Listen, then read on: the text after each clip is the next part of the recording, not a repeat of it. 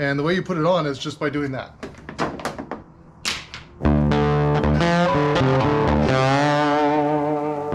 Welcome back, guys. All right, we are working on a 2009 Toyota Tacoma. It's the, this is not the carnitas version. This is the barbacoa. It's got a little bit more meat to it. This is the TRD flavor, and which means it has all the spices and juice to it. So it is a four-wheel drive. It is a TRD. It does have all the packages stuff. I don't believe this is a supercharged one, but it's here. Couple issues with this one. I don't know if I'm gonna be able to do everything on this, but there's a couple issues on this one. One, the brake pedal is completely, like, it's hard to stop this thing. It feels worse than stopping my 3500 Cummins diesel truck with a load.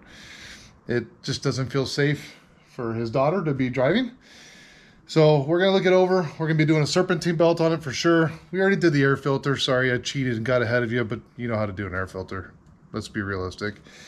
I've also noticed that we've got a leak. It's all juicy under here, so I'm gonna throw some gloves on because I just kind of like staining my fingers, and I still have like customers and people to go talk to in my other business. And sure, it's cigar mechanic is my name, but I don't need cigar mechanic fingers and fingernails and all that stuff when I'm trying to talk about nicer things, you know? So I'm gonna throw a pair of gloves on. We're gonna pull the skid plate first so we can get our peepers underneath here and see what's going on. There's just a bunch of 12mm bolts. Not a bunch. I think there's 4. Sure. Yep. 4 12mm bolts, and it'll swing down and then unhook from here. It's kind of cool they do that, because when you drop it, then it gives it a place so it doesn't just drop on your noggin. But we're going to get that pulled. We've got a power steering leak somewhere in here. Hello. Where are you leaking, buddy? That we've got to discover.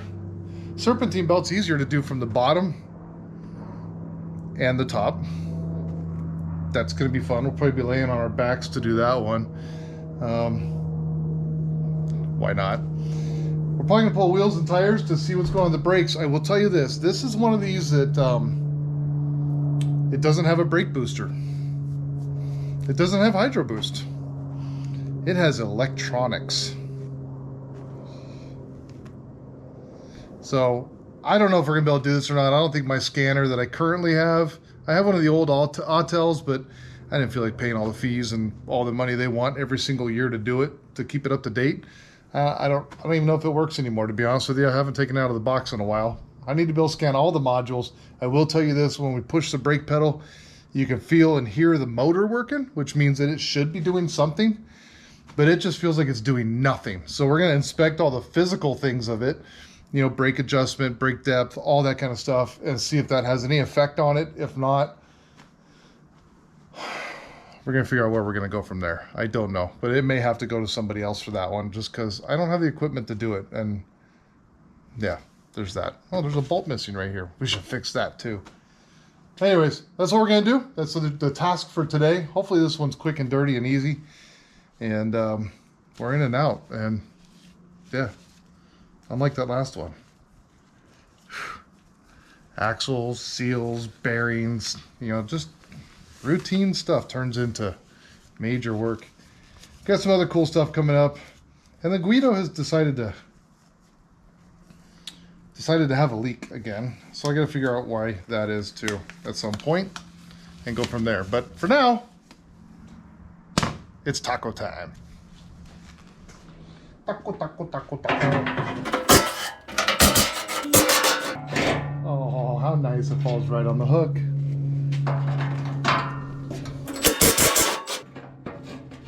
Look how nice that is.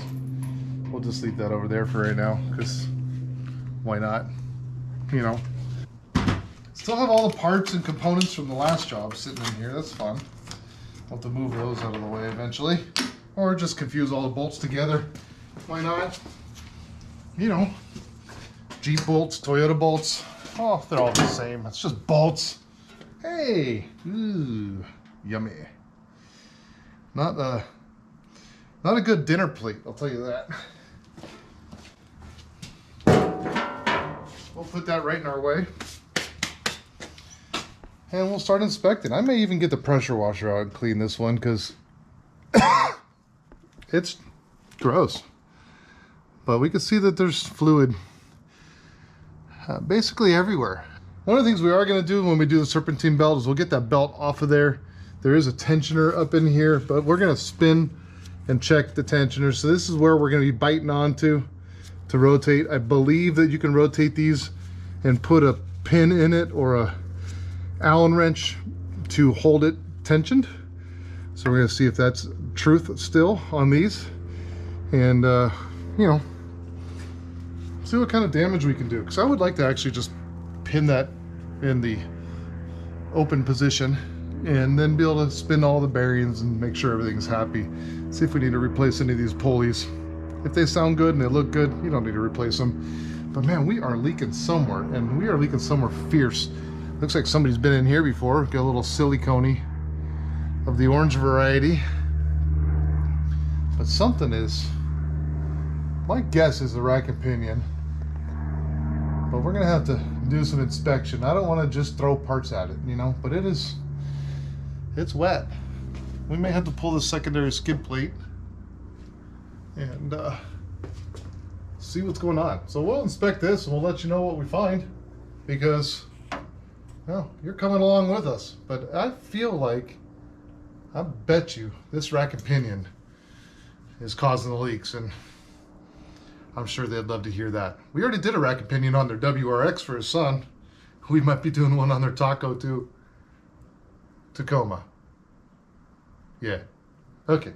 We'll figure it out. Let you know. So I got the secondary skid plate off, and you can see it's wet. Like everything is just soaked under here. But I don't know if you can get up in here and see this.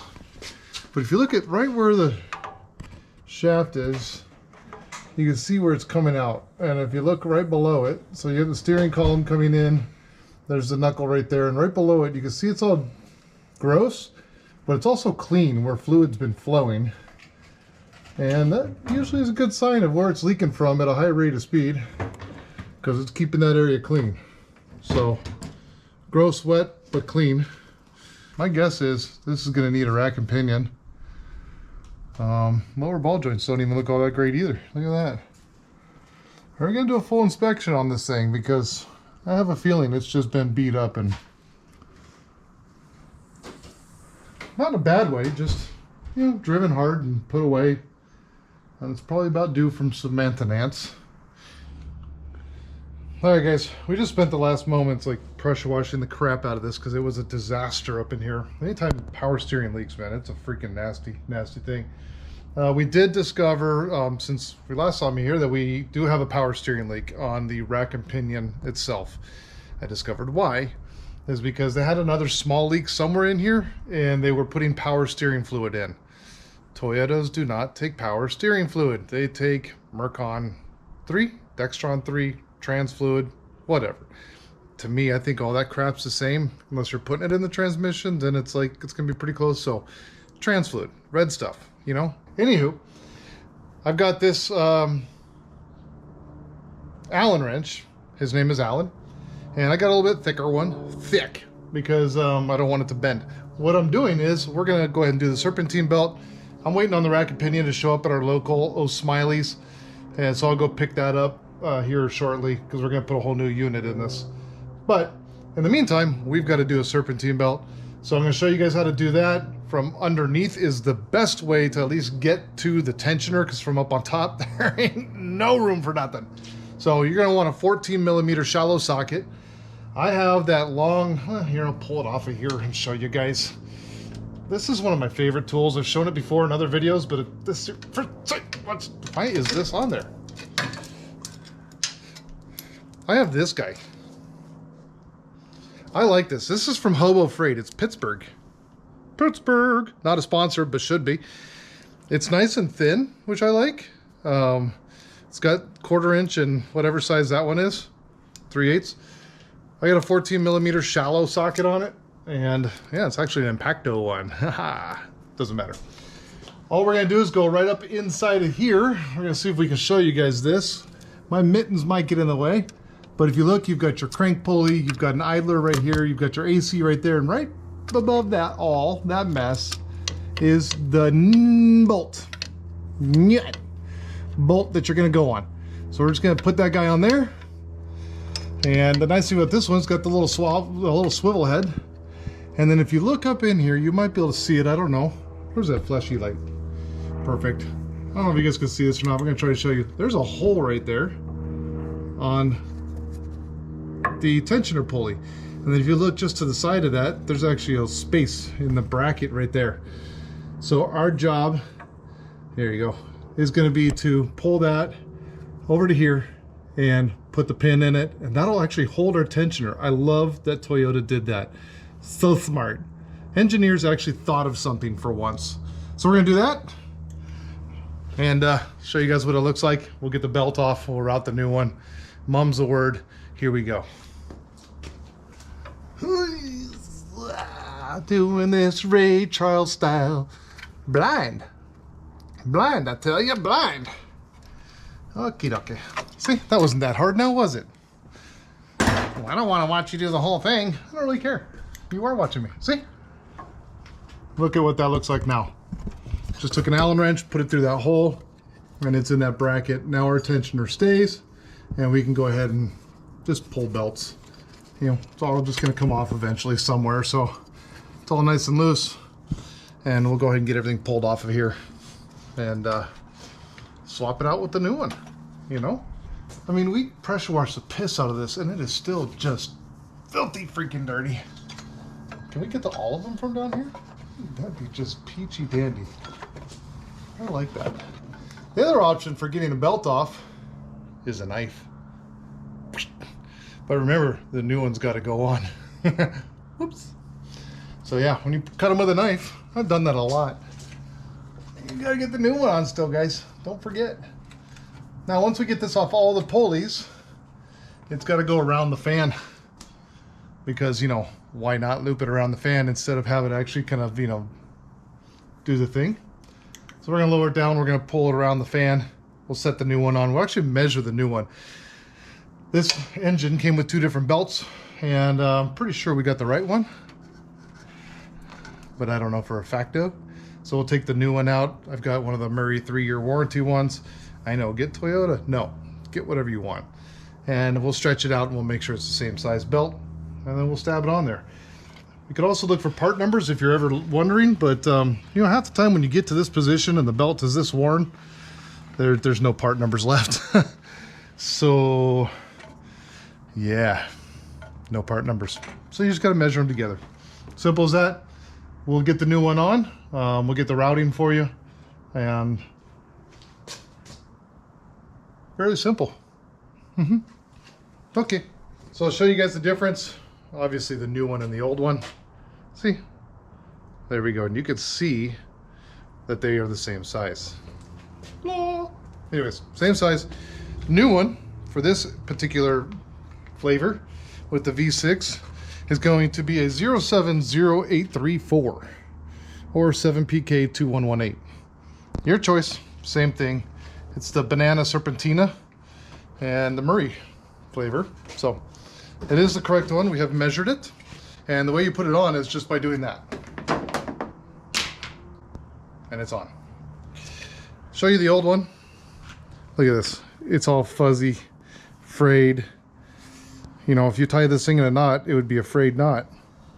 But also, we got a bunch of cracking. I don't know if you can see that, but there is a bunch of cracking down here on the belt. The rubber's just bad. It is not happy, so glad we caught this. Not that this is a catastrophic thing, unless you're pulling a hill and can't get out of the way, going through a tunnel and there's nowhere to pull off, then it could be catastrophic, because now all the things aren't spinning anymore and, you know, all that. But she was ready to blow, so glad we got her swapped out. And you saw how to put the new one on. That's it. Blinded ya. Good luck. Putting the belt on, just in case you lost the routing. You may or may not be able to see, but you got to get it around the fan again. Don't forget. And then you're wherever you want to start. So let's start over on the alternator.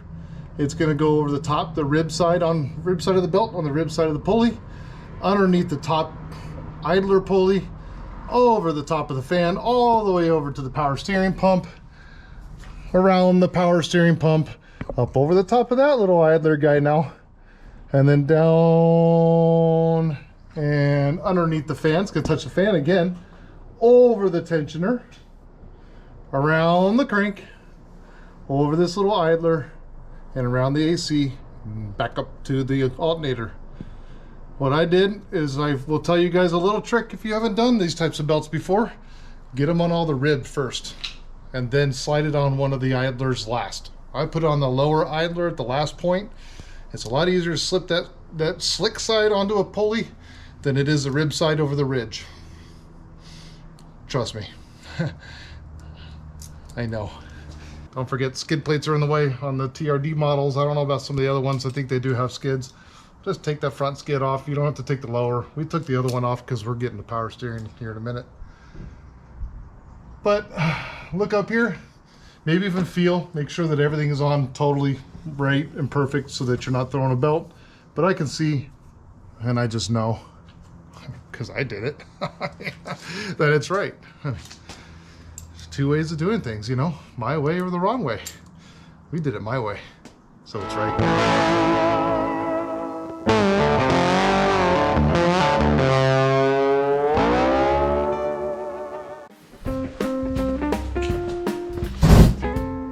Got him.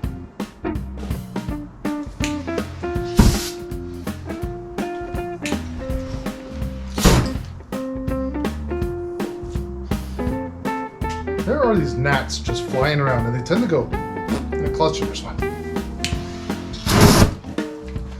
And he seems to get them. I'm an exterminator. Exterminator! I gotta kill them. Kill them all. Yeah, there's just like these little gnats. The mosquitoes are still out because it hasn't gotten cold in Arizona. But now we have these gnats, and they just all over you, and it's really dumb. So a little, you know, love on them gets rid of them. Brake cleaner. It's a bud killer too. Alright, let's put this dumb thing back together.